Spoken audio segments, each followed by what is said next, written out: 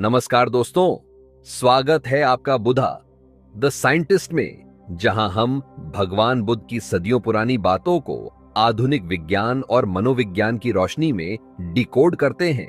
यहां हम सिर्फ धम्म को सुनते नहीं, उसे जीने का विज्ञान समझते हैं।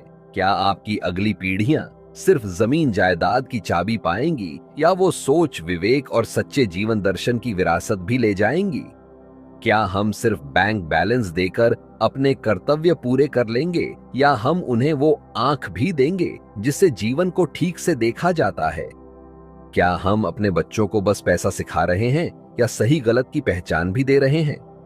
दोस्तों, यह वीडियो सिर्फ एक कहानी नहीं है, यह एक मिरर है जो हमें दिखाता है कि हम धम्म के सच्चे वारिस हैं या सिर्फ आमिष, भौतिक लाभ के भिक्षुक। इसलिए कृपया इसे अंत तक जरूर देखें ताकि आप कोई भी ऐसी बात मिस न कर दें जो आपकी सोच और जीवन का रुख हमेशा के लिए बदल सकती है।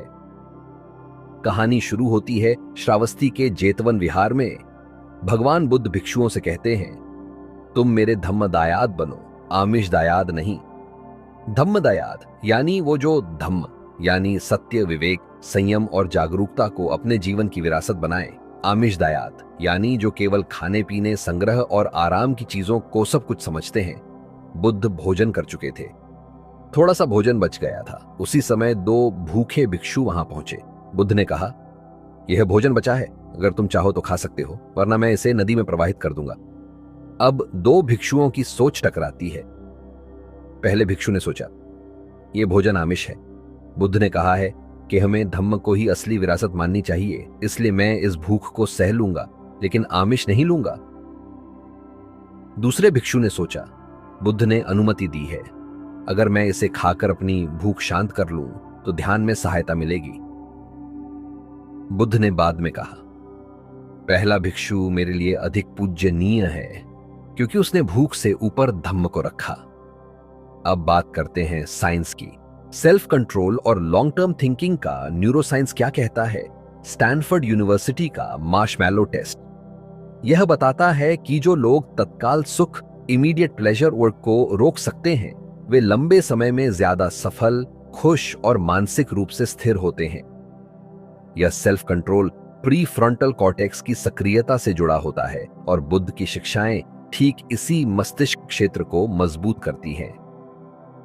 डोपामाइन और आमिष दायाद जब हम आमिष चीजों जैसे स्वाद, सुविधा, संग्रह में लिप्त होते हैं तो डोपामाइन की बाढ़ आती है, पर बार बार ऐसा करने से मस्तिष्क संवेदनहीन हो जाता है और फिर ज्यादा पाने की लालसा सताने लगती है। जबकि धम्म दायाद बनना यानी संयम, संतोष और माइंडफुल अवेयरनेस को चुनना, जो डोपामाइन को बैलेंस करता है और सच्चा मानसिक स्वास्थ्य देता है। तो सवाल उठता है, क्या हम भी रोजमर्रा के आमिष में इतना उलझे हैं कि असली धम्म को खो बैठे हैं? क्या हमारी इच्छाएं हमारे मूल्य, वैल्यूज पर हावी हो चुकी हैं?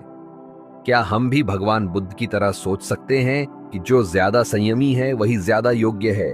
भगवान बुद्ध ने भोजन की कहानी के जरिए केवल त्याग नहीं, धम्म की विरासत को जीकर दिखाया और फिर वे कुटी में चले गए। अब मंच पर आते हैं महामानव सारिपुत्र, जो बुद्ध के सबसे बुद्धिमान शिष्य माने जाते थे। सारिपुत्र भिक्षुओं से सवाल करते हैं, क्या तुम जानते हो कि जब गुरु हमारे पास नहीं होता तब असली परीक्षा शुरू होती है?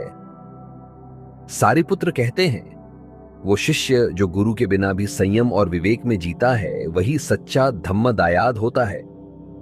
लेकिन जिन बातों को गुरु ने त्यागने को कहा उन्हें नहीं त्यागता, संग्रह करने में लगा रहता है और एकांत साधना को नजरअंदाज करता है, वो शिष्य नहीं, केवल नाम का अनुयायी होता है। Leadership psychology.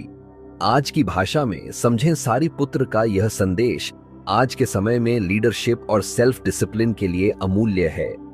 Self governance is the true test. Harvard Business Review में एक रिसर्च बताती है कि जो लोग विदाउट सुपरविजन भी इंटीग्रिटी के साथ काम करते हैं वो लंबे समय में बड़े लीडर्स बनते हैं। Delayed gratification and long term growth Stanford के मार्शमैलो एक्सपेरिमेंट से भी यह सिद्ध हुआ है कि जो लोग तत्काल सुख से बचकर लंबी सोच के साथ जीते हैं वो जीवन में ज्यादा संतुलित, शांत और सफल होते हैं।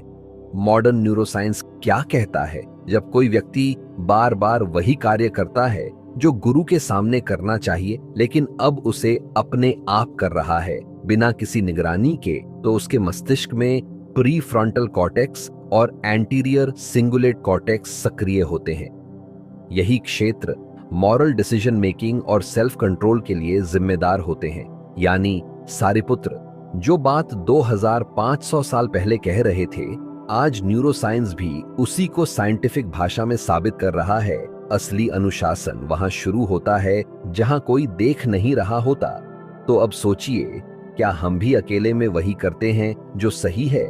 क्या जब हमें कोई निर्देश नहीं देता तब भी हम विवेक में टिके रहते हैं? क्या हम केवल आदेश से प्रेरित होते हैं या दृष्टि से?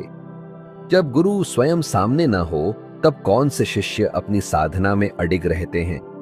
सारिपुत्र ने आगे स्पष्ट किया, सच्चे शिष्य वही होते हैं जो गुरु की अनुपस्थिति में भी त्याग, सादगी और विवेक के मार्ग पर चलते हैं। लेकिन जो त्याग करने में पीछे हटते हैं, भौतिक संग्रह में लगे रहते हैं और एकांत साधना से बचते हैं, वो धीरे धीरे धम्म से दूर हो जाते हैं। आधुनिक शोध क्या कहता है?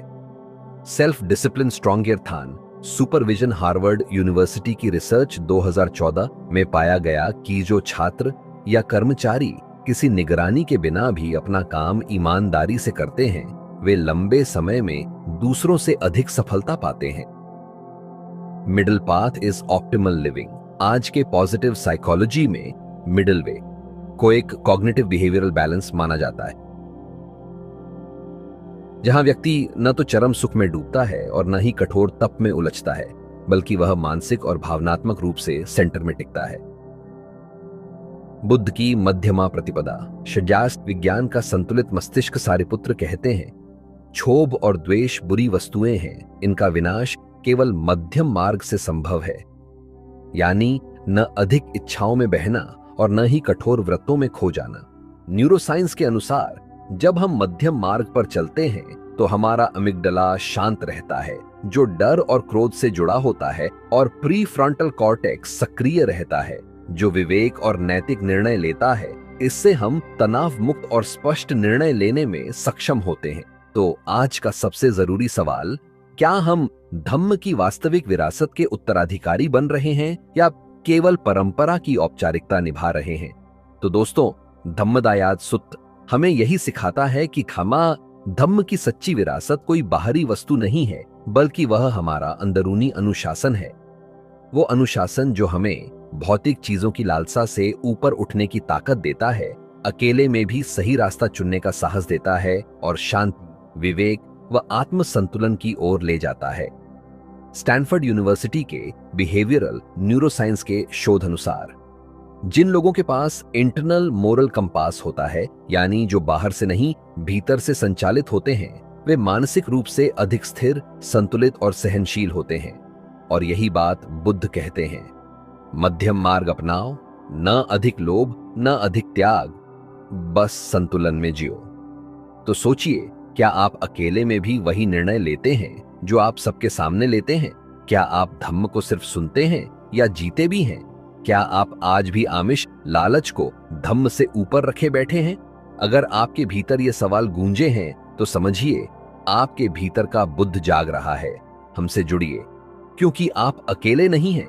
अगर आपको ये वीडियो ज्ञानवर्धक और प्रेरणादायक लगा हो तो कृपया लाइक जरूर करें, कमेंट में बताइए कि आपने इससे क्या सीखा, और शेयर करें उन लोगों से जो जीवन में दिशा खोज रहे हैं। और हां, अगर आप चाहते हैं कि ऐसे वीडियो आप तक रोज पहुंचे तो बुधा कथाएं को सब्सक्राइब करना मत भूलिए, क्योंकि हम यहां सिर्फ बात नहीं करते, धम्म को विज्ञान से जीना सिखाते हैं। तैयार हैं अगले सुत्त में एक और गहरी खोज पर चलने के लिए? तो मिलते हैं अगले एपिसोड में। सुखी होइए, जागृत रहिए और बुद्ध की तरह जीने का साहस कीजिए।